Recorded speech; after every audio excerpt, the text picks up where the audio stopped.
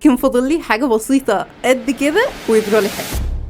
اصل مش طبيعي كل ما افتح اي سوشيال ميديا في اي حته الاقي الشال الاحمر ظهر في وشي في كل مكان، وبرده ما ينفعش يكون في ترند كروشيه وانا ما اعملوش. ومش بس كده، انا اتحديت نفسي اني اعمل الشال واخلصه في 24 ساعه. وبوشكاش محفوظ بيضحي النهارده انا كمان هقولك كل الخطوات من اول ما ابتديته لحد ما خلصته، علشان لو عايزه تعملي لك واحد برضه. وده علشان احنا لسه مكملين في كورس الكروشيه، وده الجزء الخامس. اول حاجه طلبت الاوردر بتاع البكر اونلاين، والاوردر وصل وقررت اني اخلصه في 24 ساعه شغل. بس في الاول كده خليني اعرفكم على نوع الخيط، وهو ده احسن نوع ممكن تستخدموه عشان تعملوا الكوفيه دي ويطلع شكلها حلو قوي في الاخر، وهو خيط اليزا ماكسي. وده كده شكله، ممكن تاخدوا سكرين شوت دلوقتي بحيث ان انتوا لو عايزين تجيبوا زيه. ودي برده كل معلومات الخيط، الوزن والسمك وكل الحاجات دي بقى اللي احنا فاهمينها. وهتحتاجوا من الخيط ده 4 بكرات، وهوريكم في الاخر شكلها. ولو عايزين ان هي مثلا تكون اطول من كده او اتخن من كده، ساعتها بقى هتضطروا ان انتوا تزودوا شويه في عدد البكرات. وتاني حاجه نحتاج ابره او سناره كبيره يكون مقاسها 7 أو 8. ودلوقتي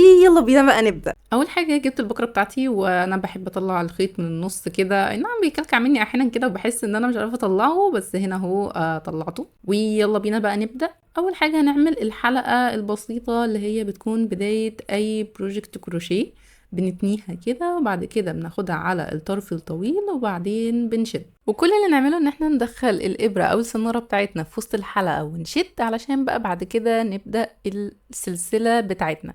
هنعمل عدد سلاسل اللي احنا محتاجينهم على طول الكوفيه. انا هنا الكوفيه عملتها يكون طولها 200 سلسله، وسلسله ارتفاع في النهايه علشان اطلع للسطر اللي بعد كده، فتوتال يبقوا 201 غرزة سلسلة. وزي ما انتم شايفين ده كده شكلهم بعد ما خلصتهم. وحاليا بقى هنطلع لأول سطر عندنا وهنشتغل غرزة حشو.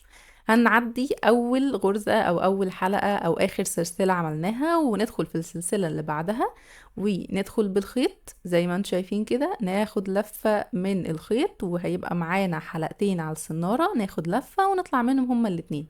هي دي ببساطة غرزة الحشو. هنكمل بقى 200 سلسلة اللي احنا عملناهم دول بغرزة حشو لحد الاخر، وهوريكم بعد كده الخطوة الجاية هنعمل ايه. وهنا كده زي ما انتم شايفين اهو وصلت لاخر السطر بتاعي، تقريبا اخر غرزتين. والحركة بقى اللي احنا هنقفل بيها السطر هي دي اهم حاجة عشان تطلع معانا الكوفية من على الجناب شكلها مظبوط. هننهي بغرزة حشو عادي جدا، وبعدين هنلف الشغل بتاعنا الناحية التانية وناخد غرزة منزلقة كأنها ارتفاع. وبعد كده بقى هنشتغل في الجزء اللي ورا من الغرزة او السلسلة اللي تحت. هنشتغل حاجة اسمها باك لوب. فاحنا كده هندخل بالإبرة زي ما انتم شايفين كده في الغرزة من ورا، ونشتغل برضو غرزة حشو زي ما احنا شغالين عادي جدا، مفيش اي حاجة مختلفة. الفكرة ان احنا كل سطر هنشتغل في الغرزة من ورا عشان يطلع شكلها معانا في الاخر زي ما انتوا هتشوفوها. وعادي بقى هتكملوا زي ما اتفقنا لاخر السطر بغرزة حشو، وهوريكم لما نوصل للاخر هنعمل ايه. كده احنا وصلنا اهو لاخر غرزة في السطر، هي غرزة حشو عادي جدا مفيهاش اي حاجة.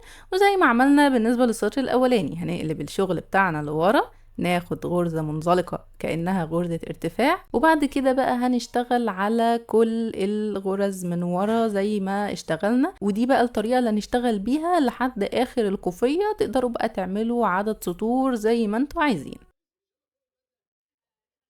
وكده ده شكلها في الاخر بعد ما خلصتها. انا تقريبا اشتغلت 24 سطر لحد ما حسيت ان العرض بتاعها بقى مناسب بالنسبه لي. طبعا انتوا تقدروا تزودوا العرض عن كده او تزودوا الارتفاع، بس تعملوا حسابكم طبعا ان انتوا محتاجين تزودوا بكرات اكتر. ولكن انا كان بالنسبه لي كده شكلها مناسب جدا. وهنا هو وانا بقفل اخر سطر خالص. والخطوه اللي بعد كده هوريكم بقى ازاي نعمل الشراشيب. بنقفل الشغل بتاعنا زي ما اتعودنا ان احنا بنقفل الغرزه وبنشد الخيط وبعد كده بنقصه عادي. وهنا انا مش مضطره ان انا ادخل الخيط في وسط الغرز بتاعه الكوفيه، لان كده كده الشراشيب لما هحطها هتاخد الخيط الزياده ده ومش هيبان فيها. تعالوا بقى اوريكم ازاي الشراشيب هنعملها. انا جبت اي نوت بوك عندي كده حجمها يكون متوسط، وهبدا الف عليها الخيط بالطول كده زي ما انتوا شايفين عدد مرات كتير لحد ما احس ان هو ده عدد كفايه. الصراحه ممكن تعدوها وممكن لا، انا كسرت عدها فبقيت بلف كده، ولما بحس ان الخيط خلص مثلا وانا عايزه خيط تاني بروح قصه حبه خيط كمان. بس المهم ما تعملوش كتير قوي عشان ممكن ما تحتاجوش كل الشراشيب دي وهيبقى حرام اهدار الخيط ده، ولكن يعني قصوا حبه بحبه كده لحد ما تحس ان هو خلاص كده شكلها مناسب وكده يبقى تمام. الخطوه اللي بعد كده بقى ان انا باخد 2 خيط مع بعض، لان الخيط ده تخين فانا ما حبيتش يبقى العقده اللي هنربط بيها الشراشيب يبقى شكلها تخين كده ورخم، فخدت 2 كده، وبعد ما دخلتهم في اي مكان في الغرزه من اخر الكوفيه او الناحيه التانية بروح ربطهم عادي جدا وشداهم. بس خلاص انا عن نفسي ما بحبش افرد الشراشيب دي ولا اقصها ولا اي حاجه، انا بس بقعد ادخل كده حبه حبه في الغرز. وخدوا بالكم انا هنا مش بعمل مثلا 2 في السطر، لا انا بعمل 2 في اقرب مكان اقدر ادخلهم فيها تاني، بحيث ان هي تبقى شكلها في الاخر كده كثيف وتقيل وما يبقاش باينه ان هي كانها يعني حبه خيط مربوطين وخلاص. فضلت بقى اعمل كده لحد ما خلصت كل العرض بتاع الكوفيه، وهوريكم دلوقتي بقى شكلها النهائي عامل ازاي. ده كده زي ما انتوا شايفين الكوفيه خلصت والشراشيب شكلها تحفه، وتعالوا بقى اوريكم شكلها في اللبس كمان هيكون عامل ازاي.